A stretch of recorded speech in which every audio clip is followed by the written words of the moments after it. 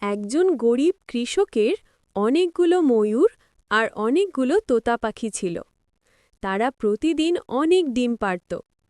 এতে কৃষক খুব খুশি থাকত। কিন্তু একদিন হঠাৎ তোতা পাখিরা আর ডিম পাড়া বন্ধ করে দিল। এতে কৃষক ভীষণ রেগে গেল। রাগের মাথায় সে তোতা পাখিদের মারল আর তাদের বাড়ি থেকে তাড়িয়ে দিল। আহত আর কষ্ট পেয়ে তোতা পাখিরা কাঁদতে কাঁদতে উড়ে গেল। এর মধ্যে এক তোতা মাথা ঘুরে নিচে পড়ে গেল। তখন একটি দয়ালু মুরগি সেটিকে দেখে নিজের বাড়িতে নিয়ে গেল। তোতা সব কথা মুরগিকে খুলে বলল। দয়ালু মুরগি তোতাকে সান্ত্বনা দিল আর তাকে ডিমের ওষুধ খাওয়াল। কিছুদিন পর তোতা সুস্থ হয়ে আবার অনেক ডিম পাড়তে শুরু করল। তোতার চোখে আনন্দের জল এলো।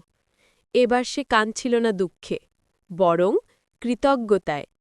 সেই দিন থেকে তোতা সুখে শান্তিতে মুরগির সঙ্গে বাস করতে লাগল এবং তার দয়ার কথা কখনো ভুলে গেল না।